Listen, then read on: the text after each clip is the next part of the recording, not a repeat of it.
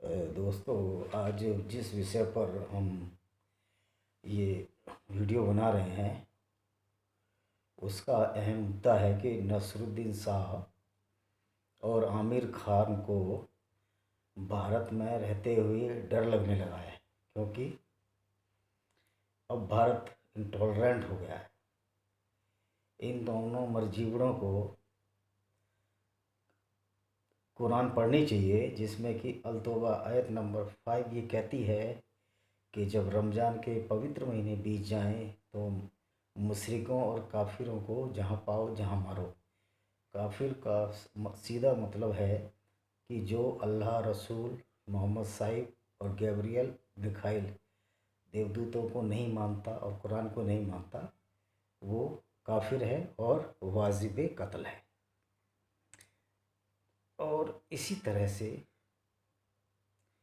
दूसरी आयत है अल-मैदा आयत नंबर 5, जो ये कहती है कि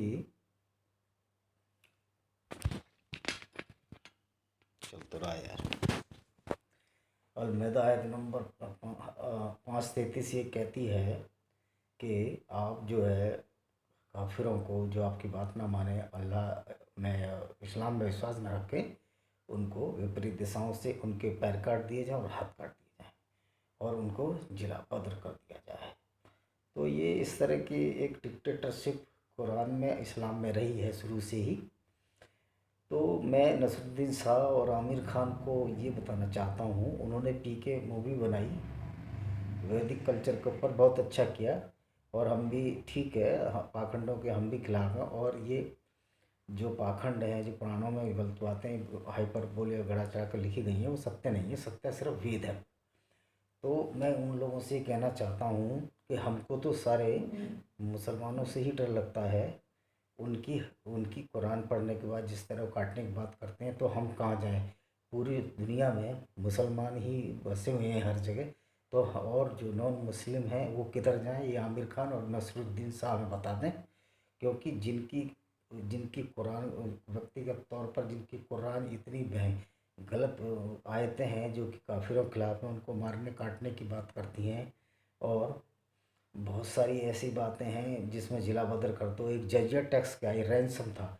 जब ये इस्लाम इंसेप्शन में आया मोहम्मद साहब के ज़माने में, तो शुरू से ये जो धर्म था, ये जो कल्ट था, मैं इसको धर्म नहीं कहूँगा, धर्म तो मानव मात्र के लिए एक ही होता है जो दूसरे की सेवा करे। लेकिन जो कुरान का अल्लाह है वो तो दी दृष्टि अल्लाह है, मतलब काफिरों को एक तरफ देखता है, दूसरी जो नॉन काफिर्स हैं उनको अलग रेस्पेक्ट देता है। और नॉन काफिर्स को तो रेस्पेक्ट ही नहीं देता, बल्कि उनको तो नरक में जाने के लिए सीधी खुली छूट मिली हुई है, चाहे वो कितने भी अच्छे काम कर ले। और मोमिन भाइयों का, मेरे मोमिन भाइयों का टिकट जो सड़क का कटा हुआ है, चाहे वो हिंदुओं की गर्दन रहते हैं, चाहे ईसाई गर्दन रहते हैं, जैसे श्यामल पेटे गर्दन रेत जी गई बिना किसी कॉज के।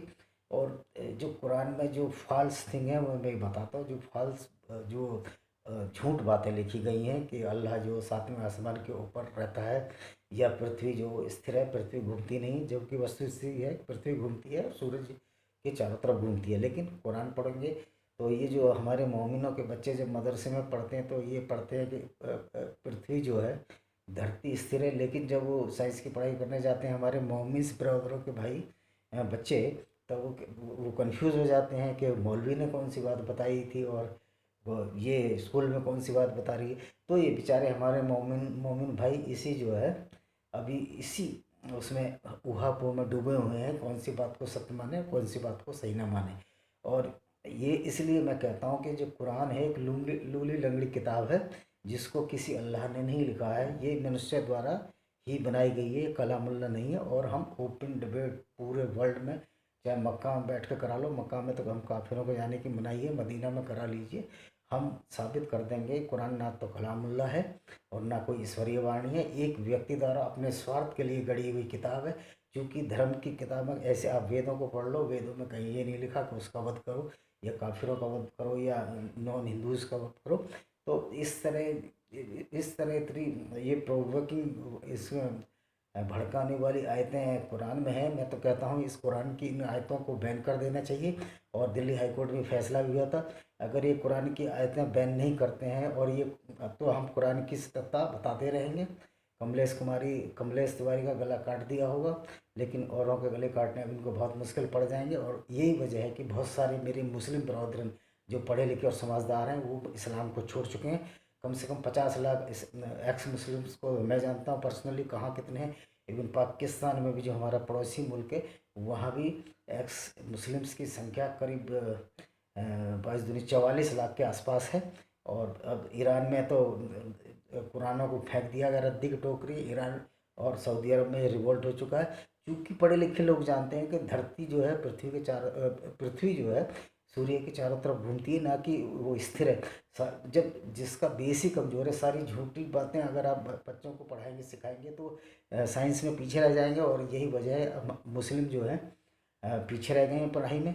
और ये बेचारे इनोसेंट मुस्लिम, हमारा मुस्लिमों से कोई बात नहीं, हमारे वो बड़े अच्छे भाई हैं और हमारे हिंदुओं में से कन्वर्ट हैं इंडियन सबकॉन्टिनेंट में। हमारा बैर है ये कुरान की जो डॉक्ट्रिन है, इस्लाम की जो आइडियोलॉजी है, उससे हमारा बैर है। क्योंकि ये आइडियोलॉजी ऐसी है जो कि इंसान को इंसान से नफरत करना सिखाती है और किसी को काफिर और नॉन काफिर में डिवाइड करती है। और बहुत सारी झूठी बातें हैं, जैसे सूरज जो है कीचड़ में तालाब के पीछे चिपता है, लेकिन ऐसा कुछ नहीं है। मोहम्मद साहब अरब से बाहर गए नहीं थे, जब सूर्य तालाब के नीचे उनको चिपता दिखाई दिया। और अगर कहीं बाहर भी जाते तो उनको ही पता लगता। तो ये एक कम पढ़े लिखे थे वो, मोहम्मद साहब कम पढ़े लिखे थे, उस हिसाब से उन्होंने उसी परिस्थितियों के हिसाब से तो ठीक था। अब ये 9 अक्टूबर नंबर 9 के लिए कहते हैं कि उस टाइम तो ये आज सही थी, जिसमें दुश्मन उनको परेशान करते थे, मारते काटते थे। अब ये प्रैक्टिकल में नहीं, अब ये सही नहीं है। तो इसका मतलब अल्लाह जो है कुरान के खुद ही कंफ्यूज थे कि आगे भविष्य में क्या होगा। तो कम से कम ये तो कुरान में लिखवा देते कि आगे ये आयत जो नामंजूर हो जाएगी। तो इससे प्रतीत होता है कि अल्लाह ने ये किताब नहीं बनाई है। और अल्लाह ने ये किताब बनाई होती तो 9, 5, 5, 33 आयतें आज भी लागू होती हैं लोगों पर। लेकिन अगर आज इनको कोई लागू करेगा, निश्चित तौर पर चाहे वो कितना ही बड़ा आदमी क्यों ना होता, वो जरूर जेल में होता। वो मोहम्मद साहब के ज़माने की बात नहीं कर रहा, इस ज़माने में अगर उनके समकक्ष कोई होता और इस तरह की हरकतें करता तो वो ज़रूर जेल में होता। तो हम तो यही कहेंगे कुरान एक झूठी और लूली लंगड़ी किताब है। इसमें बहुत सारी बातें झूठ लिखी हुई हैं। सबसे बड़ा झूठ तो ये है कि पृथ्वी जो स्थिर है घूमती नहीं है। अब कौन इसको सुनकर हमको हंसी आती है कि पृथ्वी तो घूमती है और आसान खुदा जो सातवें आसमान में बैठता है। और तीसरी बड़ी मज़ेदार बात इन्होंने बताई है कि जो पहाड़ है, माउंटेन है, वो अल्लाह ने ऊपर से पृथ्वी पर इसलिए लगाए हैं जिससे कि पृथ्वी उड़ ना जाए। अल्लाह साहब को यह नहीं मालूम था कि पृथ्वी एक ग्रेविटेशनल फोर्स है, सेंटर ऑफ ग्रेविटी है। पृथ्वी की जो गेंद जैसा अंदर जो मेटल भरा हुआ मैग्नेट है वो अंदर एक दूसरे खींचता है। इस तरह पृथ्वी के जो है पृथ्वी पर पहाड़ लगाने की कोई जरूरत नहीं। और ये पहाड़ भी ऊपर से नहीं आते। पहाड़ भी जब दो टेक्टोनिक प्लेट जो 7-8 टेक्टोनिक प्लेट है इस जिससे धरती बनी है, जब टकराती हैं तो उससे पहाड़ बन जाते हैं। जैसे कि ये हिमालय पहाड़ का जब यूरेशियन प्लेट से ये अफ्रीका से टूट के जीलैंड ये टकराया तो हिमालय पहाड़ बन गया। और ये सब तो ये कोलाइजन से बनती हैं। और ऐसी ऐसी बेतुकी बातें लिखी गई हैं जिसका ना और ना उड़न खटोला बुर्राक गधी का एवोल्यूशन में जो बुर्राक जानवर था उसका पूरे साइंटिस्टों ने पूरा देख लिया है कि बुर्राक गधी नाम की भी कोई चीज़ नहीं थी। तो मेरा भाई मैं तो ये कहता हूँ कि आप कुरान पढ़ें, मुसलमान बने, मुझे कोई तकलीफ़ नहीं है। लेकिन सच्चाई तो एक दिन सामने आनी है।